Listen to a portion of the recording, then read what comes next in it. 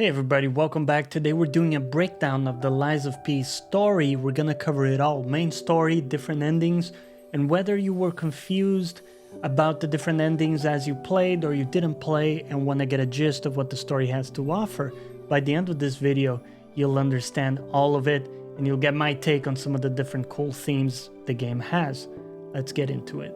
The story begins with a tale of industrial revolution, as Geppetto and others create amazing automatons called puppets, which take over all basic functions in society, such as policing, cleaning, nursing, manufacturing. This leap elevates the city of Krat as a technical wonder, which they aim to demonstrate at the Grand Exhibition. Tragically, the exhibition never takes place, and instead, all the puppets go into a frenzy, ignoring their directives to not harm humans and turn on their masters, killing them without exception. Along with the frenzy, there's a petrification disease affecting humans that cause them to develop creepy, rock-like pustules on their skin and eventually die. Unlike other puppets, Pinocchio was not bound by these laws and he can lie at will. This is a central part of the story and the main lever that players can use to move towards one ending or another. We'll get to that part later. Specifically, lying makes us more human and telling the truth keeps us as a puppet, which is maybe some dark commentary on human nature, but that's a talk for another day. As we lie more and more, our appearance becomes more human-like, and the nose on our portrait also grows. It's a bit phallic, but let's move away from that. The game tells us the ergo inside us is reacting to our choices, changing us in some way. The first big indication that something doesn't add up is when we meet the King of Puppets. Incidentally, the hardest boss in this damn game for me. The king extends his hand, reaching out and trying to communicate, but P slaps his hand aside and we're forced into fighting him. Throughout the fight, he's like speaking to us in a weird language that we can't understand. And when we kill him finally, he muses about whether this is what freedom feels like. He also calls us Carlo, which was the name of Geppetto's late son, confirming our suspicions that indeed we carry some kind of essence from his son, explaining how paternal his dialogue constantly is towards us. As we come to learn, the petrification disease turns people into ergo, a solid manifestation of a person's soul, if you will. And we have been bestowed Carlos Ergo in our mechanical heart, so in a way we embody his son's soul. This process of extracting people's souls into Ergo and then imbuing puppets with it is just awful, since puppets are basically slaves to their masters, having to obey those laws, and they still have some humanity from the Ergo, so it's just an awful type of existence for them, especially since some of them awaken into full consciousness, like the butler at one point. So then we decide to seek out the Alchemists, because Geppetto tells us they might have a cure for the disease. It turns out their leader, Victor Magnus, is on a quest to turn everybody into Ergo to ascend into some type of godhood status.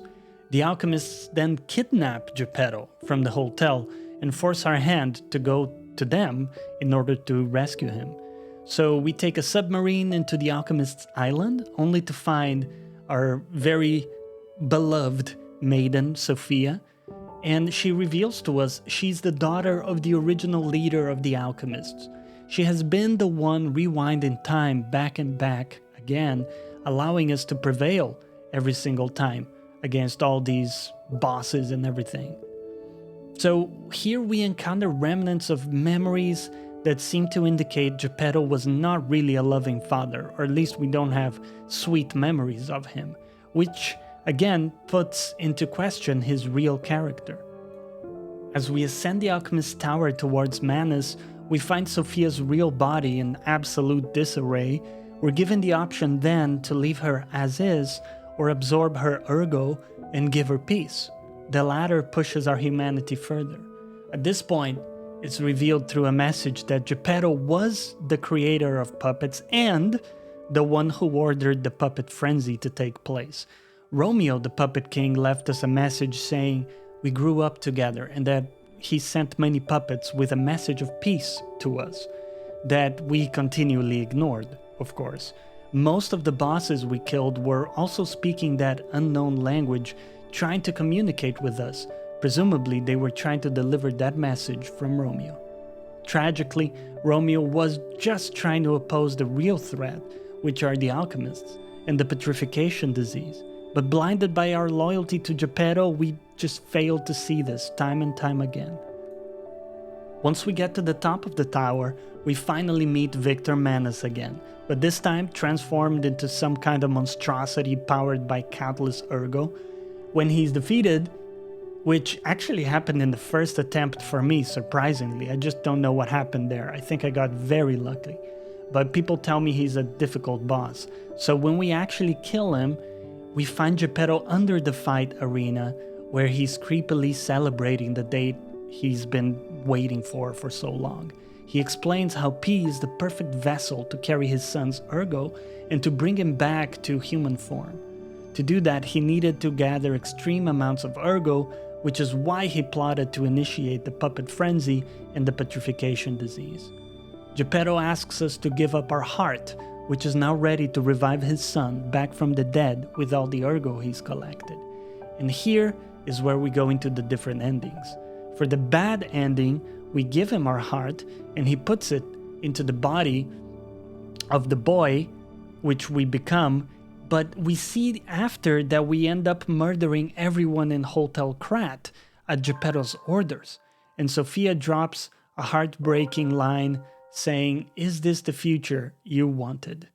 When you regain control, you see everyone in the hotel are puppets now, which is so creepy and crazy. I mean, this is kind of a heartbreaking ending because you think you've achieved your ultimate calling, which is to give his son back to Geppetto, but actually you've just ended up being a puppet all over again and being bound by his strings, doing his bidding, in this case a dark bidding. Whether he's driven by grief or just mad, clearly this is an awful ending. This is the one that I got in my first playthrough and it felt absolutely terrible. Another possible ending is where you refuse to give the heart. Here, Geppetto gets mad and releases the nameless puppet in the box to fight you. Even after being the boss, he beats us in a cutscene, which is just annoying, isn't it, when that happens? But Geppetto stands between the puppet and us to save our heart at the very end. And by the power of anime and feelings, we destroy the nameless puppet and now hold Geppetto in our arms. He's there just saying some final words, and here is where we have two variations and a divergence in the endings. One possible variation is where Geppetto calls us just a useless puppet, which is just aggravating our daddy issues, isn't it? And the other one, we are human enough to shed a tear, and Geppetto sees this, rummaging, "I'm sorry, son," before he dies. And we can see in this other variation, we're actually human enough to feel emotions and maybe kinda sorta are a real boy now. In either good ending variant, we then encounter another Sophia puppet. Yeah, I mean, Victor was clearly obsessed with Sophia, and we don't need to discuss why he needed this many Sophia puppets. We give her our ergo, sacrificing ourselves to bring her back to life. At the very end, it's revealed that Giangio, the guy who gave us the golden fruits throughout the game, is actually called Paracelsus. He's apparently an alchemist trying to achieve eternal life and all that jazz, for which he will be coming for us, probably. There is also an indication that Dorothy from The Wizard of Oz will be in the next game and play into this whole situation. This time, everyone is alive and well once you regain control in your New Game Plus situation, and that wraps up our story here with some strong indications of a next game coming in hot to add more to this world. Personally, I can't wait to see how deep this goes. Does Paracelsus have some kind of relationship with Pinocchio? Since they both have like whitish hair towards the end, is that a sign of humanization? And are they both going through a similar process? Is there a big organization orchestrating this pursuit of eternal life? Lots to unpack here, but I want to hear what you thought of the story in the comments. Did it leave you wondering about who's the good or bad guy? What ending did you get? That's all for me today, guys. If you enjoyed this video, maybe take a look at this Starfield video where I discussed how you can be immersed and enjoy that universe way more. And with that, I bid you farewell. Until next time. And remember that lying makes you human, so I guess we should all lie the entire time. Anyway, weird takeaway there, but see you next time.